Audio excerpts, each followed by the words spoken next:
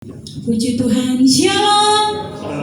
Selamat pagi buat kita semua. Salam sejahtera di dalam kasih Tuhan Yesus Kristus. Anugerah Tuhan, kebaikan Tuhan yang kita alami di dalam hidup kita, sehingga kalau kita ada sampai pagi hari ini, semua hanya karena kemurahan Tuhan, semua hanya karena kebaikan Tuhan. Dan pagi hari ini, mari kita mau datang lebih dalam. Kita mau bersyukur kepada Tuhan. Karena oleh anugerah Tuhan, oleh karena kebaikan Tuhan, kita ada sampai pagi hari ini. Haleluya Yesus. Mari tundukkan kepalamu, naikkan syukurmu kepada Tuhan. Bersyukur buat segala kebaikan Tuhan di dalam hidup kita.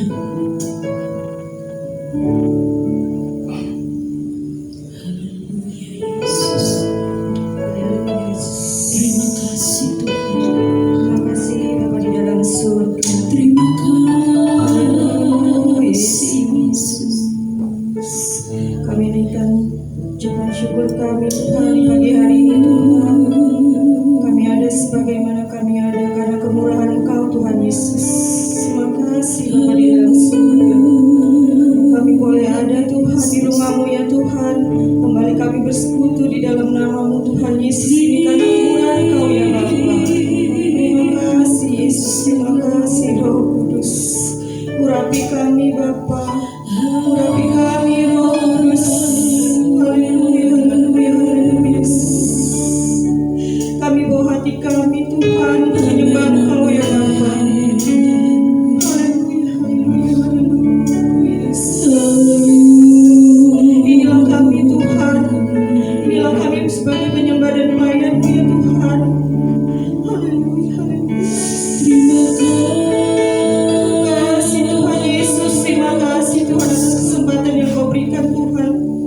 Kami boleh beribadah, kami boleh bersekutu, kami boleh memuliakan Engkau terlebih Tuhan, kami boleh mendengarkan firman-Mu Tuhan. Terima kasih Yesus, terima kasih Yesus. Bila roh kami senantiasa menyala Tuhan di dalam Engkau Tuhan. Haleluya, haleluya Yesus. Terpujilah nama-Mu Tuhan. Kami berserah Tuhan kepada Engkau ya Bapa. Sejak persoalan hidup kami letakkan ke dalam tangan Engkau Tuhan. Kami yakin dan percaya Tuhan, di dalam Engkau ada kuasa, di dalam Engkau ada mukjizat Tuhan Yesus. Haleluya, haleluya, haleluya. Kekuatan ada dari Engkau Tuhan. Kami yang lemah Engkau kuatkan Tuhan. Kami yang berbeban berat Engkau berikan kekuatan Tuhan, kelegaan Tuhan. Kami yang sakit Tuhan Engkau sembuhkan Tuhan Yesus. Haleluya, haleluya, haleluya. Terima kasih Bapa di dalam surga. Kami serahkan ibadah kami ke dalam tangan Engkau ya Bapa. Dari awal pertengahan hingga akhir ya Tuhan. Engkau yang menyertai dan Engkau yang senantiasa selalu memberkati Tuhan Yesus. Terima kasih Bapa di dalam surga. Layangan kami Tuhan sebagai penyembah-Mu Tuhan, sebagai pelayan-Mu ya Tuhan. Biarlah Tuhan ini semuanya berkenan di hadapan-Mu ya Bapa. Ampuni kami Tuhan, ampuni dosa dan kesalahan kami atas perbuatan kami Tuhan. Terima kasih Yesus. Pujilah nama-Mu Tuhan. Kami mulaikan ibadah kami Tuhan Yesus dengan sukacita dan di dalam nama Tuhan Yesus. Haleluya, haleluya, haleluya. Terima kasih Tuhan. Engkau Bapa yang sangat baik di dalam hidup kami Tuhan. Kasih-Mu tidak pernah berkesudahan di dalam hidup kami Tuhan. Dan ini hidup kami bawa kepada Engkau Tuhan. Kami bawa hati kami arahkan hati kami hanya untuk Engkau. Hanya untuk Engkau. Terima kasih Tuhan.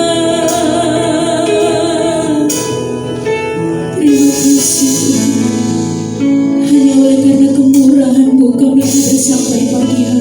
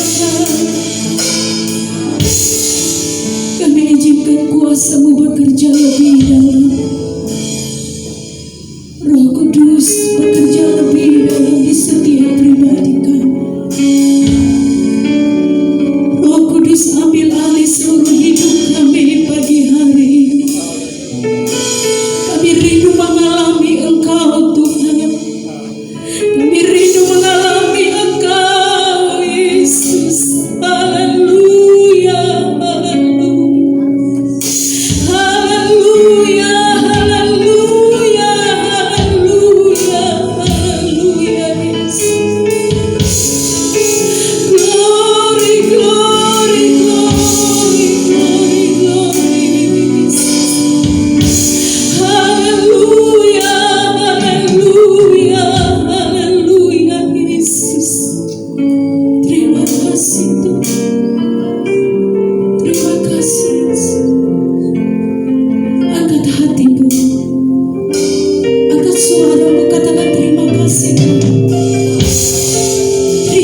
kasih Tuhan.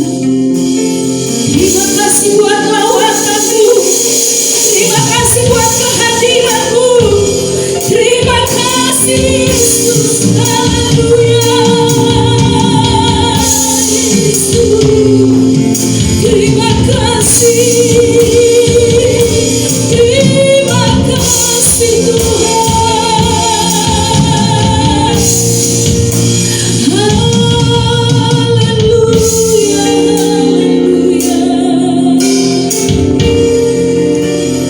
Ku sembah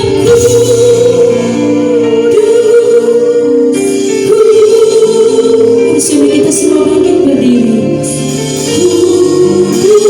Kuduslah Tuhan, dan ku sanjungkan muliamu. Mari angkat kedua tanganmu di hadapan Tuhan. Haleluya. Ku sembah Tuhan kudus. Engkau kudus. Tuhan,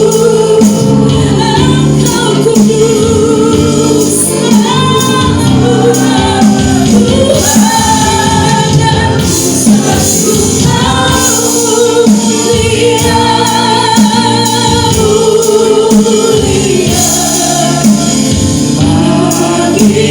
Yang sama suara kataku sembah, ku sembah, sembah Dia, sembah Dia. Ya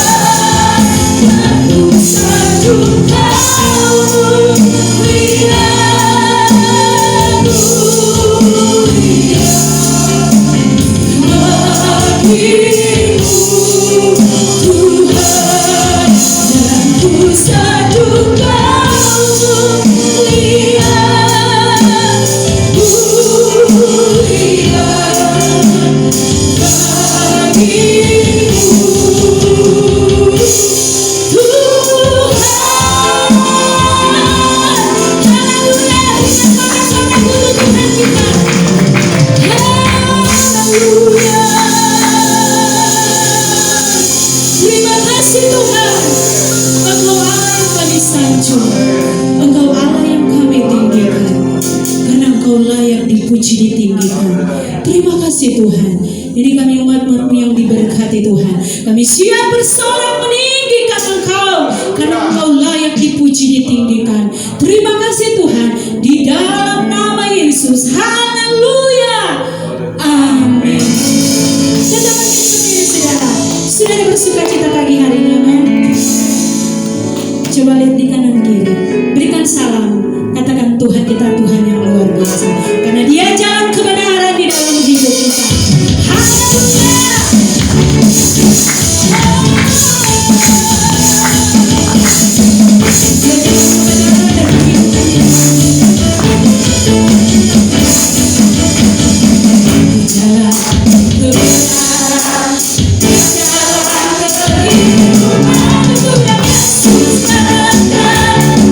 Aku percaya di dalam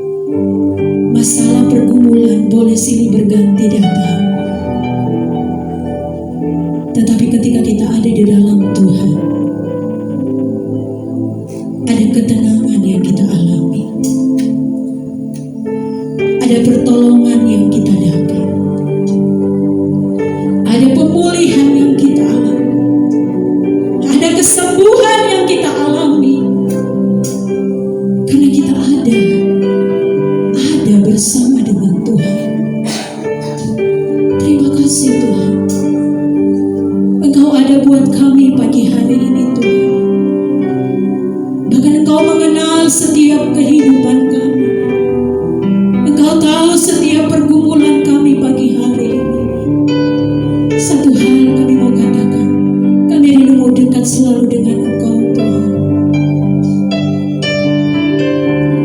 Hatiku tenang berada dekatmu, Kaulah jawaban hidupku.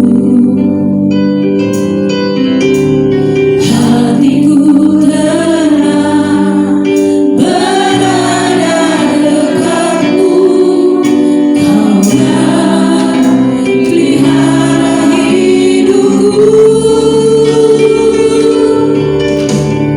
Pertolonganmu begitu ajaib, Kaulah memikat hatiku. Di saat aku tak sanggup lagi, di situ tanganmu bekerja. Pertolonganmu begitu ajaib, Kaulah memikat hati. Kini mata kami tertuju, kini mataku tertuju padamu. Ku rasakan kasih-Mu Tuhan. Kami mau lebih dekat dengan Engkau Tuhan. Haleluya. Hatiku tenang berada. Bersama kita semua bangkit berdiri. Kita membuka hati kita. Kita mau siapkan hati kita untuk mendengarkan firman Tuhan. Haleluya. Hatiku tenang berada. Dia yang pelihara hidup kita. Pelihara hidup. Layakkan kedua tangan bersama.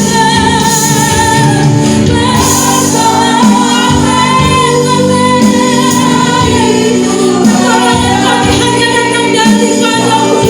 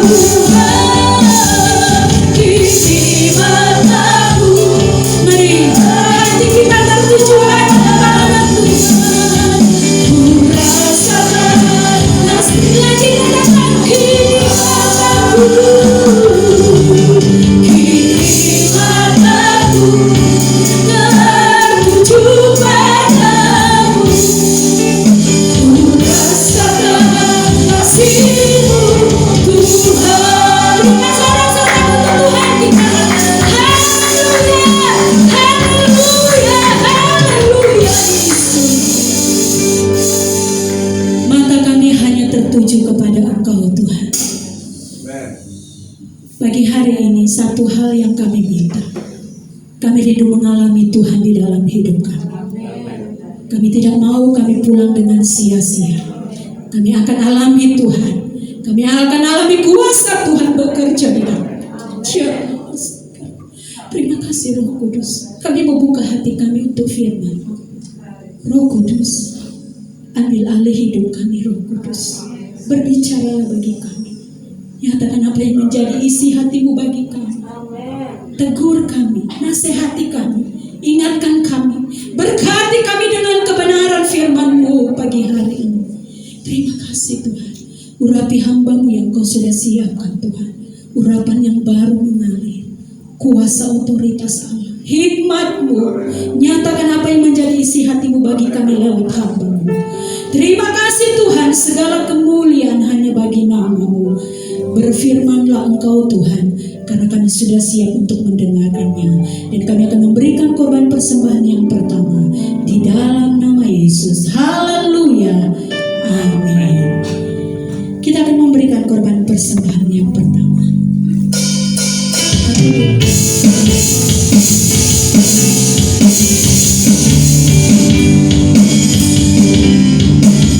Aku diberkati, aku dilimpahi karena alasan-Mu untuk menyayangi.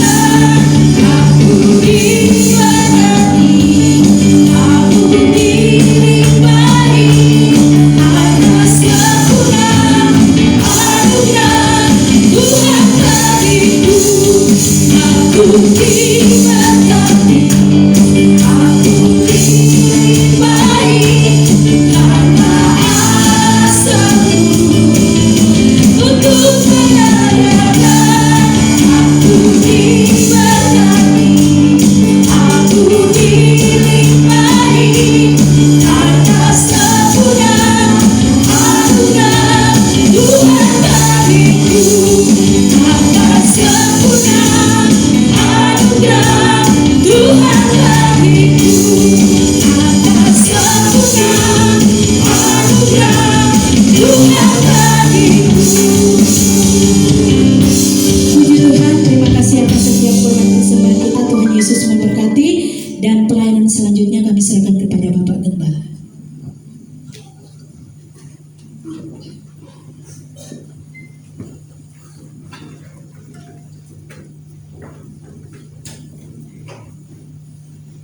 Haleluya. Salam sejahtera dalam kasih Tuhan Yesus Kristus. Atas kasih karunia Tuhan kita boleh datang beribadah.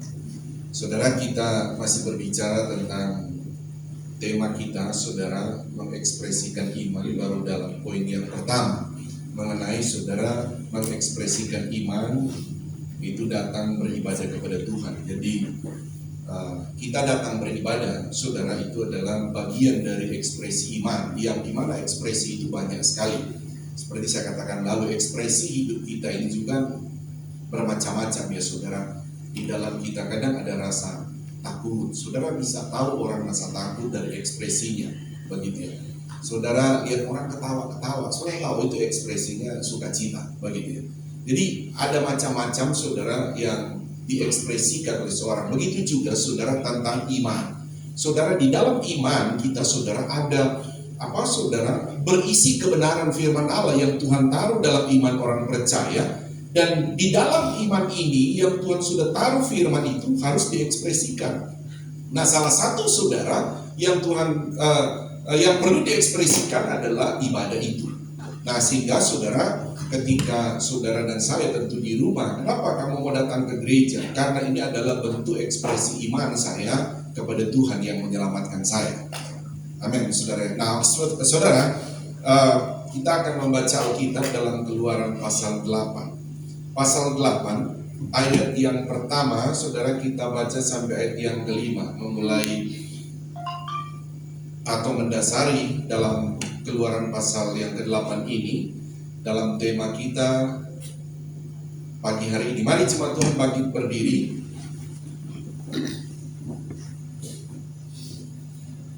Ayat 1 saya, ayat 2 saudara ya, di lantai bawah juga ya.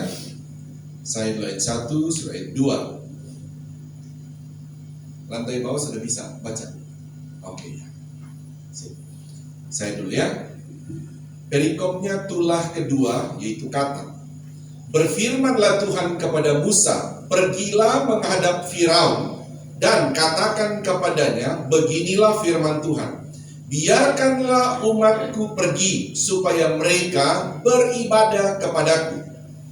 Jika engkau menolak membiarkannya pergi, maka engkau akan menulari seluruh daerah untuk kata-kata. Kata-kata akan mengeriap dalam sungai Nil, lalu naik dan masuk ke dalam istanamu dan kamar tidurmu, ya sampai ke dalam tempat tidurmu, ke dalam rumah pegawai-pegawaimu dan rakyatmu, bahkan ke dalam pembakaran rotimu, serta ke dalam tempat adoranmu.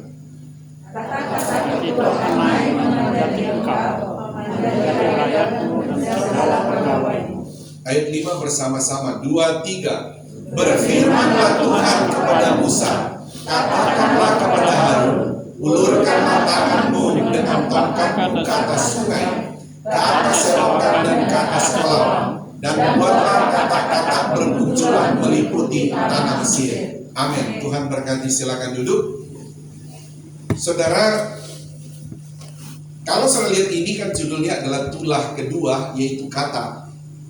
Saudara, ini terjadi tentu di sekitar 2400-an tahun lalu, saudara, di tanah Mesir, ketika orang Israel itu berawalnya kan mereka pada waktu tanah Israel itu atau tanah Kanaan terjadi musim panas, sehingga mereka mulai dari Yusuf ke Mesir panggil orang tuanya, jadi Yakub dan anak-anaknya, mereka pindah ke Mesir dan akhirnya mereka bertambah banyak di Mesir.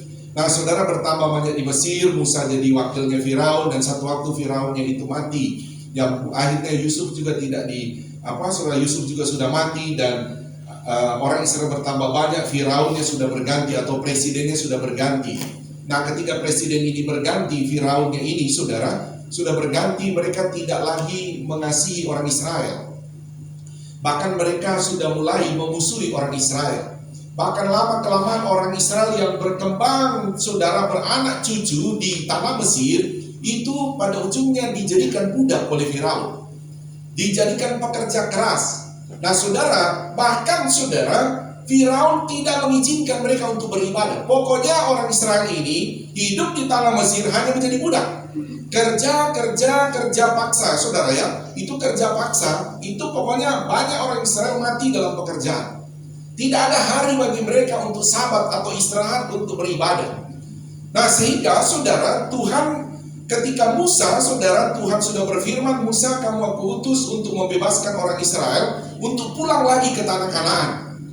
Tetapi saudara sekalian Tuhan, sebelum mereka pulang, Tuhan memberitahu kepada Musa supaya bilang kepada Firaun, biarkan orang Israel itu datang kepadaku untuk umatku itu. Jelas saudara, kalau ayat 1, coba kita baca dulu ayat 1. Ayat 1, baca bersama-sama. 1, 2, 3. Berfirmanlah Tuhan kepada Musa, pergilah menghadap Firaun dan katakan kepadanya, beginilah firman Tuhan, biarkanlah umatku itu pergi supaya mereka saudara, beribadah kepadaku. Jadi jelas saudara, tujuan Tuhan memanggil orang Israel pertama-tama, saudara, Tuhan kasih tahu, keluar kalian dari tanah Mesir, tujuannya untuk apa, saudara? Beribadah. Saudara tahu ibadah itu penting sekali di mata Tuhan. Amin, saudara. Tuhan tidak langsung bilang, nanti keluar kamu untuk menikmati tanah Kanaan. Tapi justru Tuhan bilang, keluarkan mereka, biarkan mereka untuk pergi beribadah dulu. Jadi kalau kita lihat, saudara, memang apa ya, saudara? Kalau sekarang sudah konteks beda ya di zaman Roh Kudus ini, setelah Yesus disalib ini. Zaman dulu, saudara, Tuhan itu tinggal itu tidak kepada manusia atau orang Israel. Begini, saya mau bawa cara pandang ini. Kalau kita sekarang, Roh Kudus tinggal di mana sekarang, saudara? Tidak tahukah kamu tubuhmu adalah Allah. Jadi Allah atau Roh Kudus tinggal dalam kita. Amin. Tapi kalau dulu tidak. Tidak, saudara. Itu dulu, saudara, Tuhan itu hanya tinggal atau menampakkan, Tuhan menyatakan dia tinggal, itu ada di dalam namanya, sebelum ada bait Allah, itu namanya kemah, saudara. Kemah dan saudara, ada kemah, terus ada tabut Allah, saudara, yang di dalamnya berisi 2 loh batu, itu Taurat, dan ada namanya nanti tongkat Harun diisinya di dalam. Nah, itu kemah dibuat, saudara. Jadi itu Tuhan itu menampakkannya di situ. Jadi penting bagi mereka untuk datang kepada Tuhan, datang beribadah kepada Tuhan, karena pertemuan orang Israel dengan Tuhan itu terjadi dalam ibadah. Padahal, saudara, konsepnya Tuhan itu kan ada di mana-mana. Tetapi Tuhan mau menyatakan pribadinya, saudara, itu ada di dalam rumah Tuhan. Nah, konsep itu tentu saudara berjalan. Sekalipun saudara sudah di zaman sekarang ini, Tuhan tetap perintahkan orang percaya namanya eklesia itu keluar memisahkan diri itu, saudara. Tapi nama arti daripada sungguhnya eklesia itu adalah kumpulan orang percaya. Jadi memang Tuhan mau, saudara, ada hari khusus orang percaya itu berkumpul untuk datang memuji Tuhan. Sama seperti kita ini. Kita berkumpul untuk memuji Tuhan. Kenapa, saudara? Karena memang berkumpul untuk beribadah memuji Tuhan ini. Datang beribadah itu memang keinginan Tuhan terhadap orang yang Tuhan sudah selamatkan. Baik. Atau ini terhadap orang Israel. Memang itu keinginan Tuhan. Saudara, di kitab Ayub, tapi saya lupa ayatnya, saudara. Ada orang yang Ayub berhadapan dengan orang-orang di zaman dia. Ayub mengajak mereka beribadah. Terus mereka bilang begini, untuk apa kita ibadah? Mau ngapain kita ibadah? Jadi tentu ada 2 pandangan, saudara. Yang satu berkata, ngapain ibadah? Sementara kalau Ayub melihat bahwa ibadah itu memang keinginan Tuhan. Manusia harus mengikuti apa yang menjadi keinginan Tuhan. Jadi kalau kita beribadah ini, saudara, ini memang adalah keinginan Tuhan. Saya bilang tadi bahwa di dalam iman Tuhan sudah taruh namanya, saudara, tentang beribadah. Nah, sehingga saudara, iman kita itu, saudara, kita datang beribadah ini adalah bentuk, saya katakan tadi, bahwa ini adalah bentuk ekspresi iman kita kepada Tuhan. Nah, demikian kalau ayat ini, saudara, Tuhan mau orang Israel ini, saudara, harus datang pada zaman itu, saudara, mereka beribadah Sabat ya, saudara, itu hari Sabtu. Kalau kita tidak lagi, kita beribadah itu mengikuti di hari kebangkitan, ya, hari Minggu. Nah, kita sebentar lagi sudah mau Paskah, baru kebangkitan. Nah, saya balik dulu, saudara, kita masih dalam tema ini, saudara, mengekspresikan iman atau ekspresi iman dalam hal beribadah. Nah, maksud saya begini, saudara, dari kita melihat ini, kita bisa belajar, ada hari Tuhan menaruh, saudara, orang Israel, kamu boleh bekerja. Kalau bagi orang Israel kan Sabat itu hari Sabtu ya, saudara, hari ke-7. Kalau kita beribadah di hari pertama itu Minggu. Ya, orang Israel itu hari Sabtu itu hari ke-7. Senin dia boleh bekerja, beraktivitas. Tetapi ada hari di mana hari Sabat mereka harus datang mengekspresikan iman, datang beribadah. Setelah Musa itu, saudara, orang Israel kan kalau terus berjalan waktu, mereka itu punya namanya tempat ibadah, kan saya bilang lalu ya, sinagog, saudara. Ada satu pusat namanya satu bait Allah. Kalau sinagog itu ada di mana-mana. Itu saya sudah singgung minggu lalu ya. Tapi intinya bahwa Tuhan sudah menetapkan mereka untuk setiap hari Sabat, kamu harus datang ekspresikan iman kamu. Nah, sehingga saudara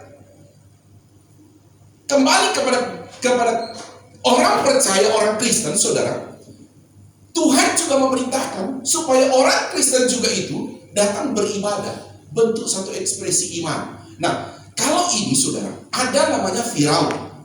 Firaun ini, saudara, melarang.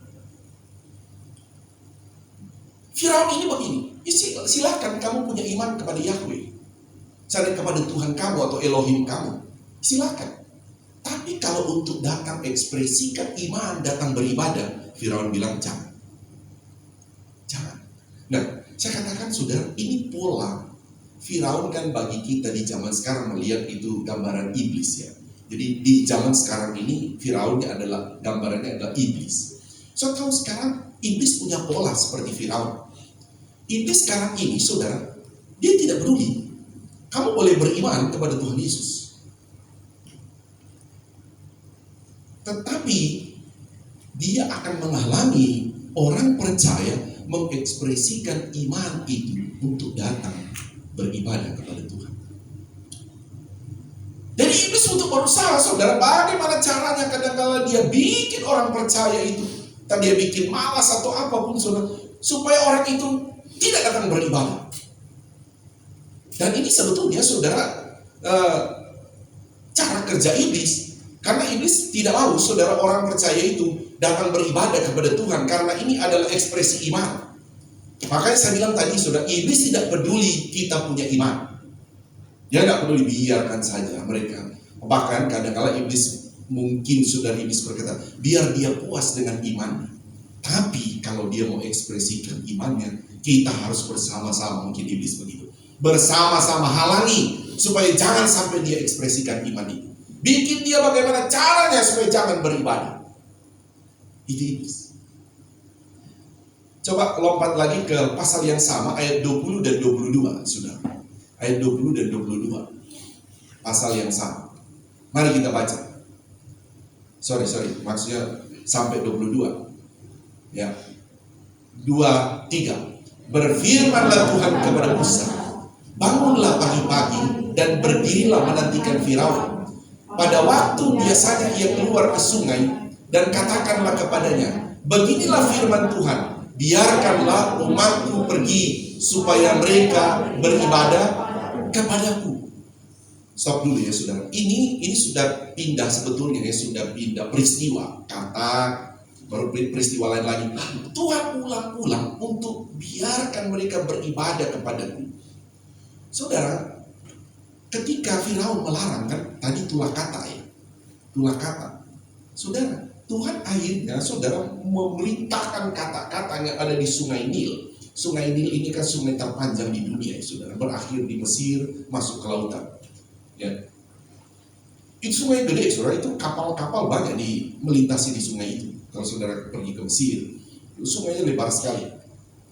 Terus begini saudara, saya membaca sedikit ketawa, geli begitu saudara. Tapi berani juga dalam arti begini ya.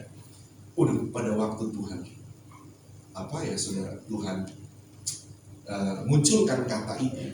Saya dulu kalau di kampung biasa saja saudara lihat kata. Apatah lagi saudara setelah saya tahu katak ini atau kodok ini bisa dimakan. Waduh, itu zaman dulu lihat kodok, wah udah senang kalau dia datang gitu saudara. Wah. Tapi setelah konteks sudah di Jakarta begini saudara, kalau ada kodok masuk di rumah saudara, ada kodok katak masuk, aduh udah gitu. Ini tadi kita baca kalau di pasal 8 ayat 1, 2, 3, 4 tadi. Bahkan kodok-kodok itu, kata-kata itu masuk saudara, datang ke wajan-wajan mereka. Saudara kalau lihat ada kodok di tempat masak saudara ya, di wajan saudara, aduh. Iya kan saudara. Itu baru satu saudara, sudah gelinya luar biasa. Ini kodok ini kenapa ada di sini? Ini kan saudara, ketika dilarang mereka beribadah, maksudnya begini saudara, Tuhan mau perlihatkan, kamu pikir ibadah itu biasa-biasa di mataku, itu penting di mata Tuhan. Bahkan kalau kamu tidak beribadah pun atau melarang pun, itu ada akibatnya. Itu Tuhan mau kasih tahu gitu, supaya Firaun melihat ini ibadah itu penting. Bagi Firaun mungkin itu tidak penting, bahkan mungkin bagi orang Israel sebagian itu tidak penting beribadah. Bahkan di kitab Ayub pun menulis itu, untuk apa beribadah. Tetapi saudara, beribadah itu penting di mata Tuhan. Haleluya saudara, itu penting. Makanya saudara, terlebih saudara, itu penting di mata Tuhan. Dan terlebih saudara, Tuhan itu memang apa ya saudara? Ya kalau dari sisi manusia, berbahasa manusia mungkin senang, padahal Ya kita bisa senangkan Tuhan dengan apa ya sudah. Ya, Tuhan tuh tidak pernah sedih soalnya begitu ya. Tetapi intinya dari pihak kita sebetulnya, kalau kita bilang oh Tuhan senang kita beribadah, bukan berarti Tuhan sedih, saudara.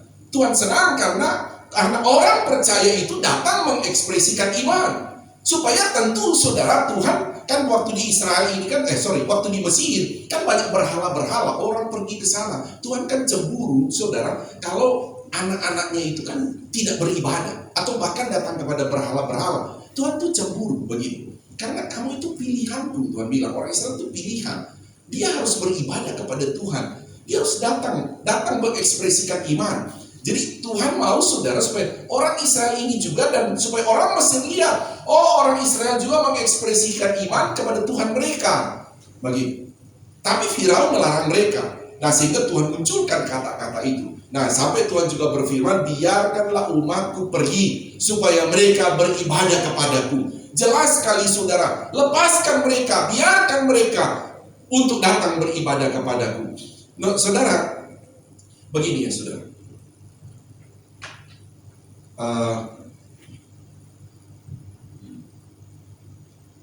Tantangan kita di modern saudara, di zaman modern sekarang dalam hal beribadah, itu memang bisa dibilang dunia ini saudara, dunia ini menjadi satu saudara, satu tantangan buat kita saudara untuk untuk orang kadang-kala saudara ya tidak beribadah begitu ya, dalam arti kata baik tawaran-tawaran dunia, kesenangan ya dunia ini. Karena begini saudara, kita memasuki di dunia modern saudara, orang itu akan jadi malas beribadah. Dan sebetulnya putaran itu begitu terus, saudara, begitu terus. Contoh begini, saudara, ketika orang Kristen awal sudah muncul, saudara, dimulai dari 2000 tahun lalu, itu gereja itu dia naiknya, grafiknya tinggi sekali, saudara. Tapi naiknya pada waktu itu, kan mulai orang Kristen awal kan adalah orang Yahudi ya, dia beragama Yahudi, dan mulai ada tekanan. Orang agama Yahudi melihat kok orang-orang tadinya agama Yahudi kok sekarang jadi percaya Yesus, jadi istilah kata mulai jadi Kristen. Nah begitu. Nah, orang Kristen awal itu kan mulai dianiaya. Sampai Yesus pun kan disuruh oleh orang-orang Yahudi ya. Nah terus saudara, di dalam tekanan ini, tapi ternyata orang Kristen terus grafiknya bertambah naik. Dari mereka dianiaya di Yerusalem, saudara lihat kalau dalam Kisah Rasul pasal 1, mereka pergi kan begitu, masuk ke Eropa, ke Asia kecil begitu ya, sampai di Alkitab berkata ujung bumi. Tapi saya mau katakan saudara, di tahun 300-an saudara, itu bisa dibilang Kristen itu sudah menguasai dunia. Karena apa? Karena yang menguasai dunia itu pada waktu itu kan Romawi. Bayangkan saudara, ini Kaisar Romawi itu jadi Kristen. Kaisar saudara, yang tadinya tidak percaya, dia menjadi percaya. Dan orang itu, waduh saudara, ikut jadi Kristen. Ada yang cuma jadi Kristen KTP saudara, sudah Kristen tapi masih menyembah berhala, pokoknya dia bangga jadi Kristen. Jadi bisa dibilang Kristen itu menguasai. Saudara, apa yang terjadi saudara, bahwa orang Kristen kan saudara, jadi kayak di nomor 1 kan pada waktu itu. Tidak banyak orang melarang beribadah, dan ekonomi juga itu naiknya luar biasa. Tapi saudara, saya mau katakan begini saudara, itu di abad ketiga, keempat, saudara, itu Kristennya luar biasa. Tetapi saudara, ternyata saudara, di keamanan itu, kenyamanan itu telah membuat orang Kristen itu tidak lagi datang mengekspresikan iman, datang beribadah. Karena sudah semua Kristen. Contoh begini ya saudara, ini di abad ke-3-4. Saya tahu bahwa Turki sekarang itu 98% itu agama Islam. Turki ya saudara, sekarang. Tapi di abad dulu saudara, di abad ke-3-4 itu bisa, mungkin saudara bisa 98% itu Kristen. Dulu, saudara kalau ada saudara mungkin bisa lihat di Google ya saudara, ada satu bangunan dibangun di abad ke-4 itu saudara. itu gereja Hagia Sophia namanya. Ya, ada yang sudah pernah ke sana. Kami sudah pernah ke sana, masuk ke sana. Saudara, itu tadinya dijadikan oleh Turki itu hanya museum, jadi kita masih bisa masuk. So baru 2 tahun lalu, sudah 2 tahun atau 3 tahun lalu, 2 tahun lalu mungkin ya saudara. So apa yang dilakukan oleh negara Turki? Tadinya museum, sekarang jadikan masjid. Tidak boleh kita masuk saudara. Karena memang sekarang sudah berubah. Nah, saya mau katakan begini saudara, bahwa kalau orang percaya itu saudara tidak datang mengekspresikan iman di dalam rumah Tuhan, saudara lama-kelamaan saudara ya sudah, Tuhan juga akan tinggalkan bangunan itu, gereja itu. Memang itu perintah Tuhan, tapi kalau kamu tidak mau datang, Tuhan pasti tinggalkan. So mungkin cuma itu ya, so itu di abad-abad ketiga, keempat. Saudara di abad-abad sekarang, so kita kan banyak tahu saudara, bahwa 17 Agustus tahun lalu tidak salah. Ya, tahun lalu berarti. Jadi kan sudah mulai merayakan. Terus ada apa? Ada satu anak tinggal di Georgia itu, dia kuliahnya yang Stephen. Kuliah di Kanada. Jadi pulang, kan dulu dia pernah sekolah minggu di sini waktu sama masih kecil. Kamu pulang, dia sudah berdia. Iya. Ada bapaknya. Terus kita ngobrol, kamu ibadah di mana di sana? Dia memang Katolik saudara. Waduh, bapaknya langsung sambut. Wah, anak saya Pak, pertama saya datang temenin ibadah. Terus kenapa? Waduh, pertama saya lihat seneng banget, gerejanya gede banget. Nah terus setelah masuk Pak, diangkat tangan begini. Ini jari saya lebih banyak Pak. Maksudnya jari saya lebih banyak daripada orang di dalam. Gereja yang gede banget. Ya udah, akhirnya saya dapat ada bukan gedung gereja tapi gereja mereka sewa lah tempat. Ya kayak gereja, dibilang kayak gereja bapak begitu, gereja kayak aliran Pantekosta. Ya udah saya suruh anak saya situ aja. Udah di situ tua-tua, begitu orang yang gereja besar, ada tua-tua. Soal ini apa ya saudara? Maksud saya begini, kalau memang orang percaya dan kita orang tua tidak melihat juga ini adalah beribadah, itu adalah perintah Tuhan, keinginan Tuhan, dan orang percaya itu harus datang mengekspresikan ke dalam rumah Tuhan, ya Tuhan akan tinggalkan juga itu. Dan kita akan kehilangan generasi anak-anak kita yang mungkin dia masih punya KTP Kristen, tapi sudah kena jebakan Firaun tadi atau iblis tadi. Kamu boleh menjadi agama Kristen, tapi iblis akan berusaha jangan ekspresikan imanmu datang beribadah. Nah itu tentu saudara bagi kita untuk memahami ini tentang bagaimana pola iblis bekerja. Dia bikin banyak orang percaya puas dengan kekristenan dia, tapi tidak pernah beribadah kepada Tuhan.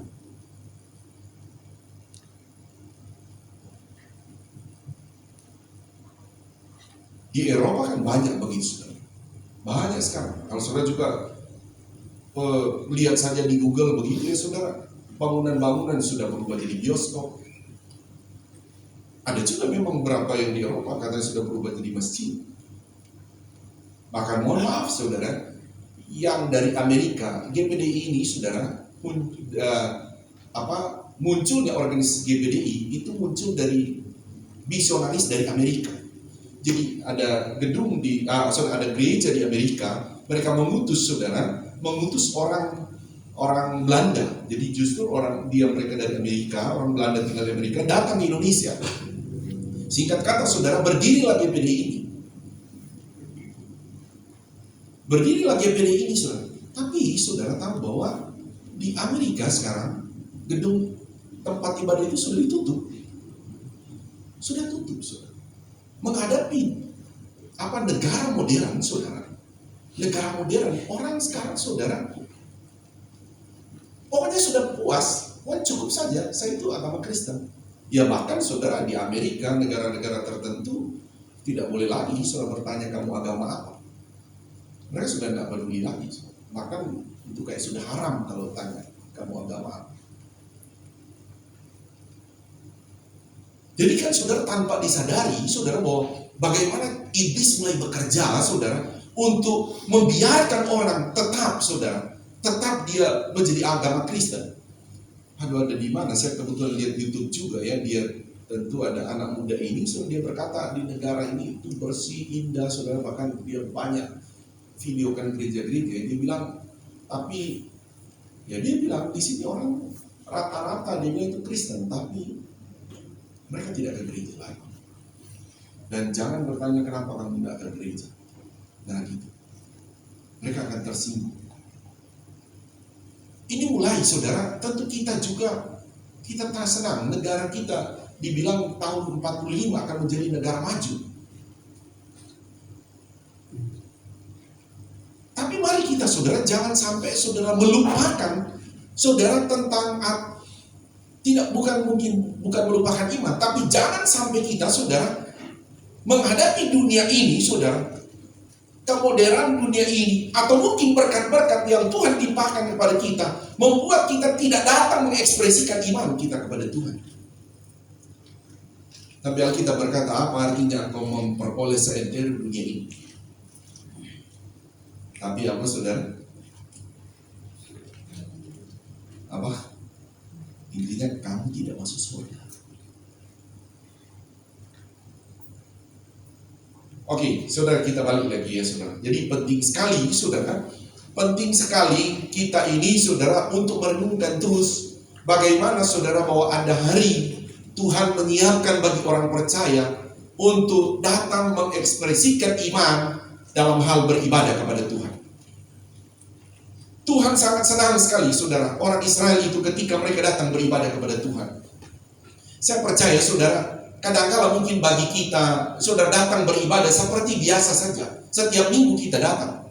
Tapi saudara yang selamat Tuhan, mungkin nanti saudara, nanti ketika kita masuk surga, baru kita akan tanya, Tuhan, ya kenapa rumah saya besar sekali di surga ya Tuhan? Tuhan akan kasih lihat tuh, saudara.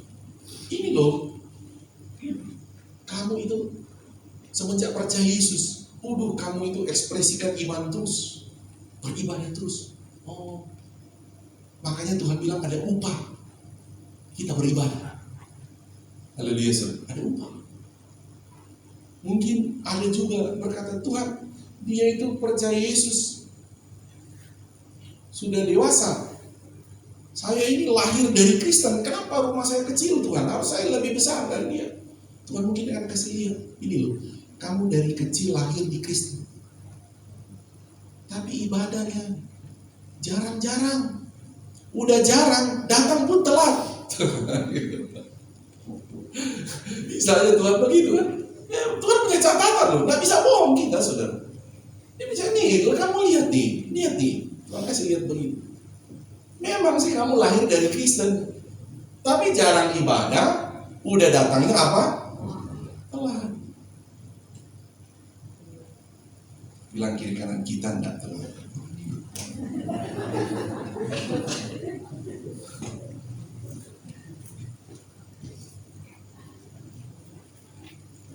Ya kita balik, saudara, bahwa intinya begini, ini penting sekali, saudara. Kita datang mengekspresikan iman kepada Tuhan dalam hal beribadah.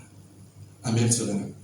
Orang beribadah itu, ibadah itu kan selain mengekspresikan iman, kan bentuk penundukan diri kita. So bisa bayangkan, apapun pangkatmu, apapun jabatanmu di kantor, begitu. Apapun kekayaanmu sebesar apapun, datang beribadah, engkau harus tunduk hanya kepada Tuhan saja. Tidak bisa membanggakan apa-apa. Haleluya, saudara. Itu beribadah. Namanya tunduk, saudara. Tunduk. Jadi ibadah itu bentuk ketundukan. Jadi kita nggak bisa, saya ini punya pangkat sekian, saya ini punya kekayaan sekian, saya ini punya jabatan sekian. Saudara, ibadah itu penundukan apapun kepada Tuhan. Makanya Tuhan mau orang percaya itu datang ekspresikan terus, datang beribadah. Iman itu ekspresikan terus. Engkau terus tunduk terus kepada Tuhan, tunduk terus kepada Tuhan. Karena saudara, Kalau kita sudah diberkati, sudah tidak mau datang beribadah lagi, itu kayak sudah tidak tunduk pada Tuhan. Itu bahaya, saudara.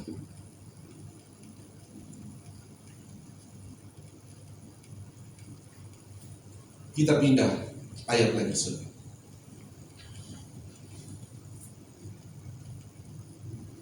Mari kita baca dalam Mazmur 100, saudara, ayat 1 dan 2 saja.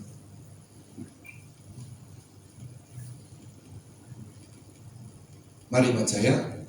Bangkit berdiri, saudara. Mari bangkit berdiri. 2 ayat ya, ayat 1 dan 2. 1, 2, 3. Mazmur untuk korban syukur, bersorak-soraklah bagi Tuhan, hai seluruh bumi. Ayat 2. Beribadahlah kepada Tuhan dengan sukacita, datanglah ke hadapannya dengan sorak-sorai. Amin. Tuhan berkati, silakan duduk. Saudara, ini disuruh kepada umat Israel juga, saudara. Datanglah beribadah kepada Tuhan, datang dengan sukacita, datang dengan sorak-sorai. Haleluya, saudara. Jadi saudara, hari ibadah itu harus dilihat dengan hari yang penuh sukacita, hari yang penuh dengan sorak-sorai.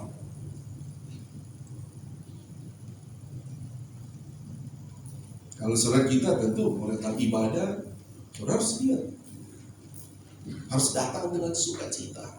Kenapa saudara? Karena kalau kita datang, saudara, saya sudah baca itu dalam Keluaran 23, 25 lalu ya.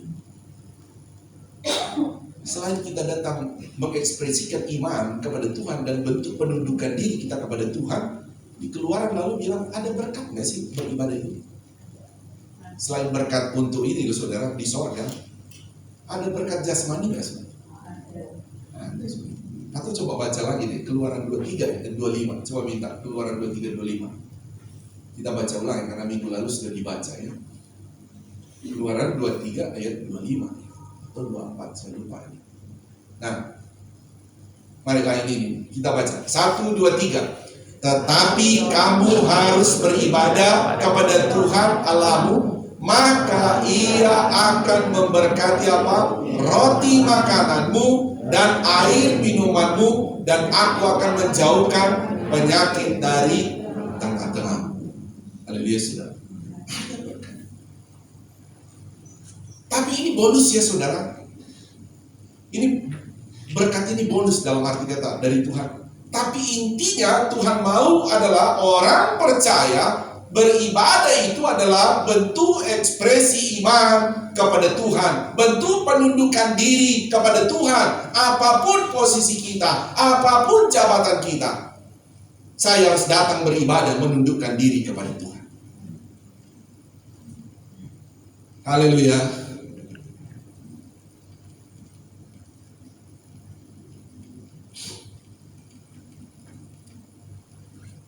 Saya lompat ke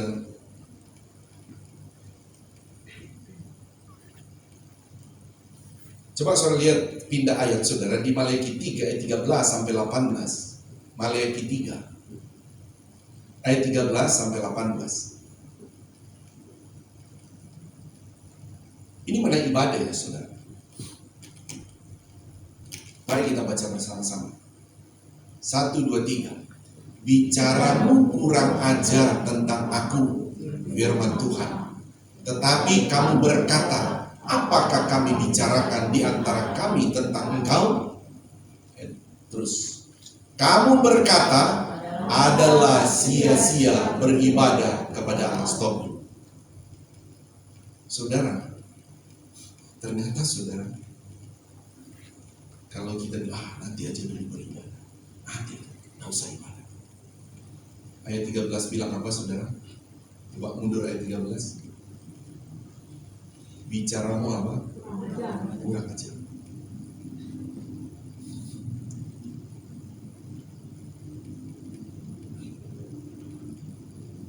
Kalau kita bilang nanti aja beribadah, apa-apa. Atau saudara berani bilang, capek ibadah, malas ibadah. Itu ketika kita bilang begitu, kita sebetulnya saudara sedang berbicara kurang ajar kepada Tuhan. Ini Alkitab yang bilang. Haleluya saudara. Kurang ajar. Karena yang membuat ibadah, yang menyuruh ibadah itu Tuhan. Haleluya saudara. Kalaupun kita datang ibadah, Tuhan berkati kita. Maka ada upah di sorga. Tapi ketika orang percaya mau berkata, aduh ibadah nanti aja, aduh malas beribadah, aduh capek ibadah. Itu Tuhan bilang kurang ajar kamu berbicara begitu. Ayat balik ke-14. Terus lagi. Mulai dari apakah? 2-3. Apakah untungnya kita memelihara apa yang harus dilakukan terhadapnya? Jadi ibadah itu harusnya dipelihara. Tapi orang Israel berkata, apa yang kita pelihara ibadah itu? Terus lagi saudara. Dan berjalan dengan pakaian berkabung di hadapan Tuhan semesta alam. Terus ayat 15. Oleh sebab itu kita ini menyebut berbahagia orang-orang yang gegabah. Bukan saja mujur orang-orang yang berbuat fasik itu, tetapi dengan mencobai Allah pun mereka luput juga. Ayat terus. Beginilah berbicara satu sama lain orang-orang yang takut akan Tuhan. Tuhan memperhatikan dan mendengarkan. Sebuah kitab peringatan ditulis di hadapannya bagi orang-orang yang takut akan Tuhan dan bagi orang-orang yang menghormati namanya. Sampai berapa tadi ya? 18 ya. Terus, mereka akan menjadi milik kesayanganku sendiri, firman Tuhan semesta alam. Pada hari yang kusiapkan, aku akan mengasihani mereka sama seperti seorang menyayangi anaknya yang melayani dia. Terakhir, maka kamu akan melihat kembali perbedaan antara orang benar dan orang, jadi antara orang yang beribadah dan tidak. Oh, ini ada ayat 23. Antara orang yang beribadah kepada Allah dan orang yang tidak beribadah kepada-Nya. Amin, saudara. Memang kadang-kala ada orang, saudara, beribadah itu seperti dia bisa bilang, nanti capek. Kok Tuhan bilang bicaramu kurang ajar. Tapi toh, saudara, kalau kamu datang beribadah, Tuhan bilang nanti ya, nanti kamu lihat, tetap ada beda. Haleluya, saudara. Ada perbedaan.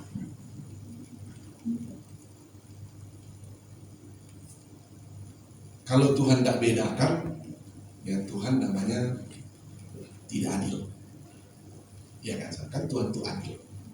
Makanya saya pernah bilang, baik di bumi Tuhan berkati, baik nanti masuk surga nanti, itu beda-beda tempatnya. Loh kok Tuhan kasih beda? Ya beda lah. Tuhan bilang beda. Masa orang kamu jarang ibadah sama orang rajin ibadah sama berkatnya? Beda Tuhan bilang. Tapi Tuhan saya sama dia, saya lihat di absen di GPDR Siloam ada kami namanya sama terus. Iya beda. Kenapa beda Tuhan? Iya dia datangnya sebelum mulai ibadah, kamu datangnya sudah mau firman. Ini Tuhan bilang, kan aku di sana kan menunggu puji-pujian dari mulutmu, tapi aku tidak pernah dengar. Kamu cuma dengar firman selesai. Jadi beda Tuhan bilang.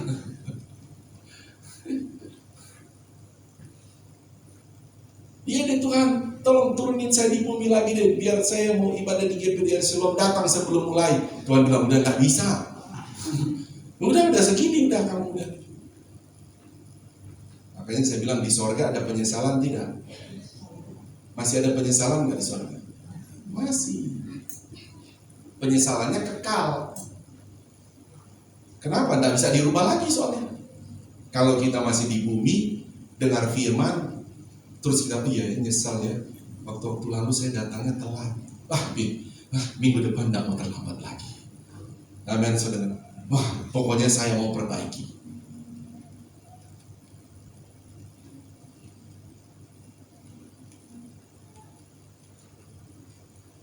Haleluya. Mari kita pindah ayat lagi.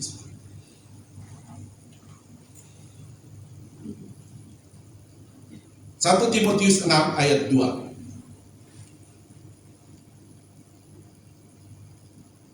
Sampai 6.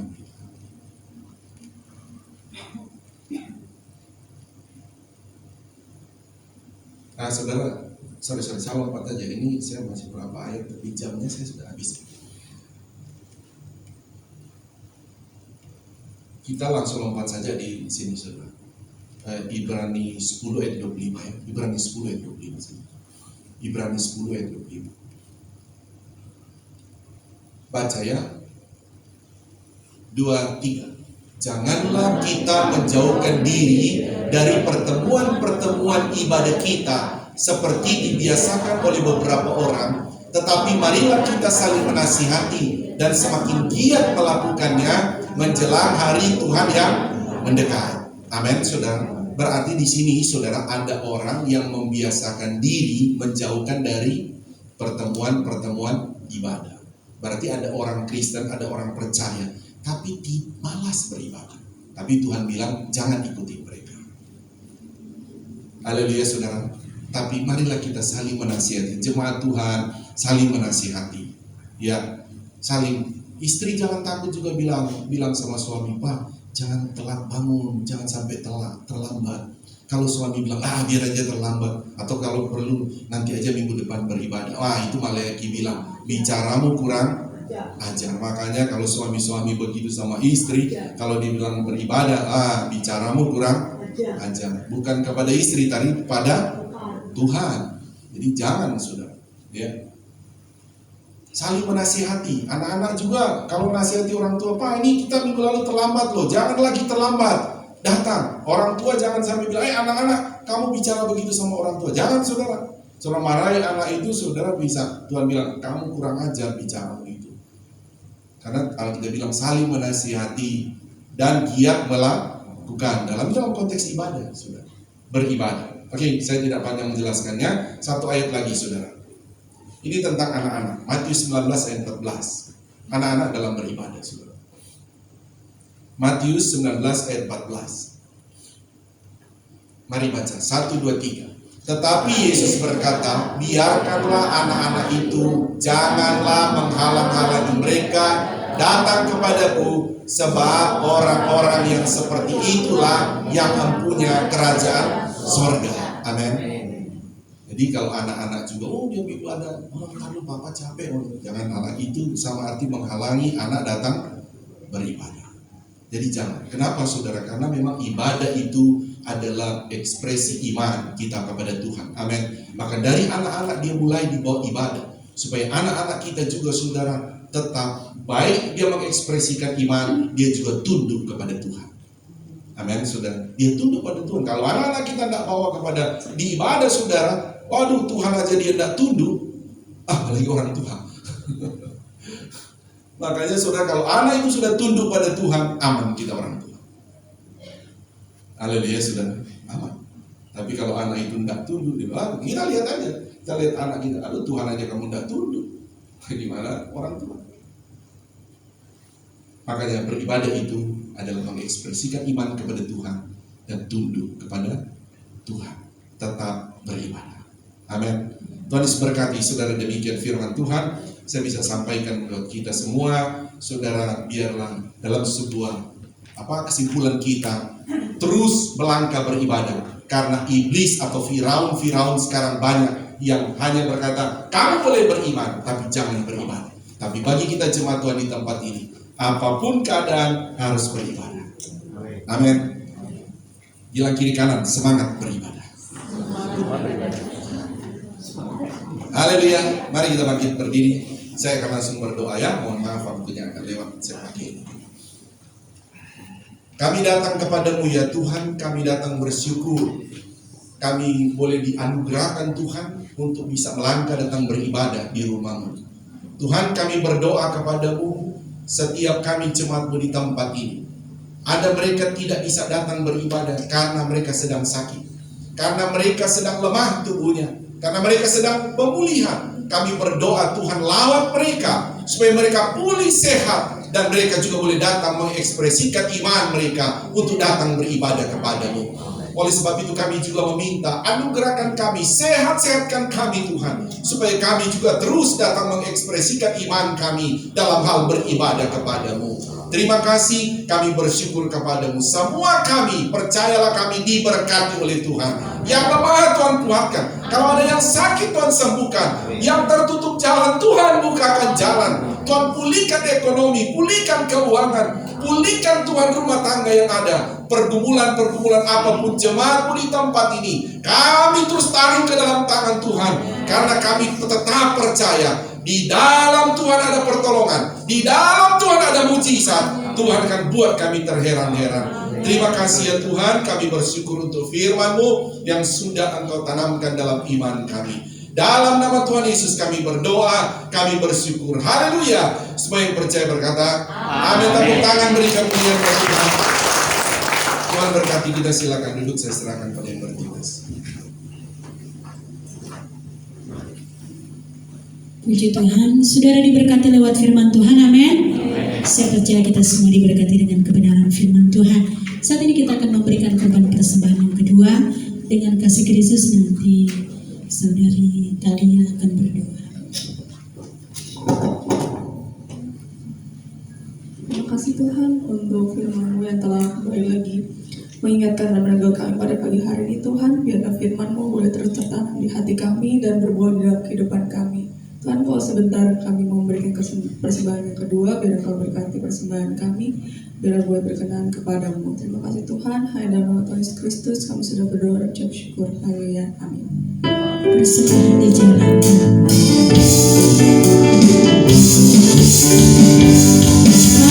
Aku diberkati, aku dilimpahi karena alasanmu.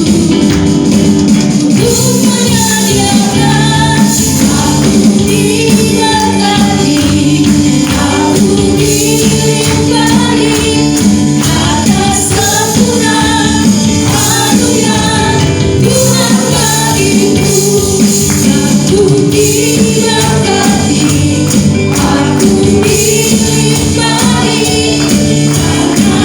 alasanmu. Untuk menyediakan, aku diberkati, aku dilimpahi atas sempurna anugerah Tuhan bagiku.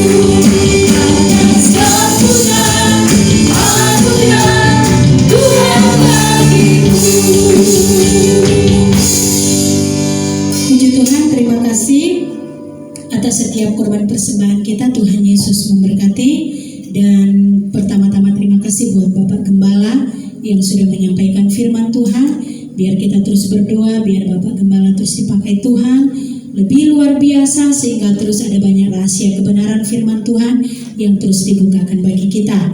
Dan terima kasih juga buat seluruh pelayan-pelayan yang sudah bertugas pada pagi hari ini, baik WL, singers, pemusik, multimedia, persembahan, bahkan penerima tamu yang ada. Terima kasih buat pelayanannya. Tuhan Yesus memberkati kita semua. Dan terima kasih juga buat seluruh jemaat Tuhan yang sudah hadir pada pagi hari ini. Kita sudah sama-sama melayani Tuhan, amin. Tuhan Yesus memberkati kita semua. Dan untuk pengumuman nanti sebentar jam 10 ada ibadah anak-anak di gereja. Dan sorenya ada ibadah raya yang kedua jam 5 sore. Dan untuk persembahan persepuluhan dapat ditransfer ke rekening BCA 740-051-6574 atas nama Bapak Yan Jemanorek. Dan bagi yang sudah mentransfer dapat menghubungi Bapak Ibu Gembala untuk didoakan. Dan kepada segenap jemaat yang ingin menjadi jemaat tetap di GPDI Kota Wisata dapat menghubungi Ibu Gembala atau Sekretariat Gereja Bapak Ramli atau Bapak Ajung. Dan kegiatan kita di sepanjang minggu yang akan berjalan besok adalah hari Senin, jadwal kita doa puasa GPDI Air Silwa. Tinggal kita mau pilih puasa Esther, puasa Daud, puasa Adam atau puasa Daniel. Dan hari Rabu ada ibadah komsel bertempat di rumah keluarga Bapak Akyong di Pasar Minggu jam 19.30. Dan hari Jumat ada ibadah gabungan Pelprip dan WSP bertempat di gereja jam 7 malam. Dan besoknya hari Sabtu ada doa pagi di gereja jam 7 pagi sampai jam 8 pagi. Dan sorenya ada ibadah remaja atau YMB bertempat di gereja jam 18.15. Dan kembali hari Minggu ibadah seperti biasa, ibadah raya yang pertama jam 8 pagi dan jam 10 ada ibadah anak-anak, dan ibadah raya yang kedua jam 5 sore. Puji Tuhan. Dan mengingatkan kembali bahwa rapat kedua untuk pembelian ruko gereja dilakukan secara online ya, pada hari Minggu nanti malam ya, jam 8 malam. Jadi sesudah ibadah sore jam 8 malam ada rapat khusus untuk pengurus, dan kepada seluruh pengurus wajib untuk mengikuti rapat ini karena ini sangat penting ya. Dan untuk sakramen pembaptisan air ya, baptis selam akan dilaksanakan pada tanggal 29 Maret 2024 setelah ibadah Jumat Agung. Jadi persiapkan diri untuk masuk di dalam baptisan air dan mendaftarkan diri ya. Mengisi formulir pendaftaran dapat diambil setelah ibadah, ambil di bawah. Akan dilakukan konseling baptisan bagi seluruh peserta baptisan selam. Puji Tuhan, itu saja pengumumannya. Mungkin ada tambahan dari Bapak Gembala. Sama-sama kita berdoa. Kami bersyukur dan berterima kasih padamu Tuhan untuk ibadah yang kami sudah lakukan pada hari ini. Kami percaya Tuhan, ketika kami mengaminkan setiap firman-Mu, ketika kami membawa pujian kami kepadamu, dan ketika kami datang dengan kesungguhan hati untuk beribadah kepadamu, memuji, menyembah Engkau, menyenangkan hatimu, maka ibadah ini menjadi sesuatu yang berkenan di hadapan-Mu. Dan kami percaya Tuhan, ketika Engkau berkenan atas setiap ibadah kami, atas kehidupan kami, maka Engkau akan membawa kami lebih jauh lagi menikmati setiap kemuliaan Tuhan. Terima kasih Tuhan Yesus, terima kasih Roh Kudus. Engkau melihat umat-umat-Mu yang hadir pada saat ini Tuhan, dengan segala pergumulan kami Tuhan, kami bawa kepadamu karena kami tahu penolong kami hanyalah Yesus saja. Oleh karenanya kami bawa setiap pergumulan umat-umat-Mu, baik pergumulan mengenai kesehatan, mengenai rumah tangga, mengenai usaha mata pencarian pekerjaan, mengenai keadaan keuangan, mengenai anak-anak hari depan mereka, bahkan mengenai pasangan hidup Tuhan, mengenai apapun juga Tuhan, kami bawa kepadamu, dan kiranya Engkau terus nyatakan pertolongan-Mu bagi umat-umat-Mu, terus Engkau nyatakan Tuhan jalan keluar bagi umat-umat-Mu Tuhan, sehingga Tuhan kami boleh menikmati Tuhan pertolongan Allah yang ajaib. Kami bisa menyaksikan Tuhan kepada orang-orang, bahkan orang-orang bisa melihat perbedaan yang Engkau nyatakan antara orang-orang yang beribadah kepadamu dan orang-orang yang tidak beribadah kepadamu. Terima kasih Tuhan Yesus, terima kasih Roh Kudus. Kami percaya pertolongan-Mu tepat pada waktunya, tidak pernah terlambat, dan Engkau akan membuat kami terheran-heran dengan cara-Mu yang ajaib di dalam menolong kami. Tuhan, mengenai pembelian ruko Tuhan untuk tempat ibadah kami bersyukur Tuhan, kalau sudah waktunya Tuhan, Engkau akan membuka jalan, dan Engkau sudah mengirimkan orang Tuhan Yesus untuk menolong kami, untuk bersama-sama Tuhan, bersama dengan jemaat di tempat ini Tuhan, untuk membeli ruko ini Tuhan. Kami percaya Tuhan, Engkau memberkati dan Engkau berkenan atasnya. Engkau akan membuat segala urusan beres Tuhan, berjalan dengan lancar, dan semuanya Tuhan dipakai, dipergunakan untuk memuliakan Tuhan. Segala dana yang dibutuhkan, baik dana untuk pembelian ruko, untuk cicilan tiap bulan, untuk renovasi, untuk segala sesuatu, kami percaya Engkau sudah mengadakannya bagi kami. Terima kasih Tuhan, beri kami umat-umat-Mu kesehatian untuk sama-sama Tuhan kami mewujudkan rumah tempat ibadah ini bagi kemuliaan nama-Mu. Terima kasih Tuhan Yesus. Bangsa negara ini juga kami taruh ke dalam tangan-Mu. Engkau memberkati pemerintah Tuhan, memberkati seluruh rakyat Indonesia. Dan biarlah Tuhan kemuliaan-Mu juga dinyatakan di tengah-tengah bangsa ini. Sebentar kami akan pulang ke rumah kami masing-masing. Tutup bungkus kami dengan kuasa darah-Mu Tuhan. Perjalanan kami dari tempat ini sampai ke rumah kami masing-masing ada di dalam perlindungan-Mu. Bahkan sepanjang minggu yang akan datang kami tetap ada di dalam perlindungan-Mu. Terima kasih Tuhan Yesus, terima kasih Roh Kudus. Saat ini kami mau menerima berkat yang daripada-Mu. Mari angkat kedua belah tangan kita. Haleluya, haleluya. Inilah kami anak-anak-Mu ya Bapa di sorga. Mengangkat tangan kami kepadamu adalah terus pengakuan iman kami bahwa keselamatan hanya ada dalam nama Tuhan Yesus Kristus. Engkau juga menjadi sumber segala sumber berkat buat kami. Mohon berkati kami semua ya Bapa dengan berkat-berkat rohani yang luar biasa. Juga mohon berkati kami dengan berkat-berkat jasmani secara luar biasa. Akhirnya saudaraku, terimalah berkat daripada Allah Bapa, cinta kasih sayang daripada Tuhan Yesus Kristus, penghiburan, persekutuan, kuat kuasa, pengurapan-pengurapan yang baru dari Roh Kudus memberkati kita semua saat ini sampai Maranatha. Tuhan Yesus Kristus datang kembali menjemput kita semua. Taruh tangan di dada, naikkan pujian.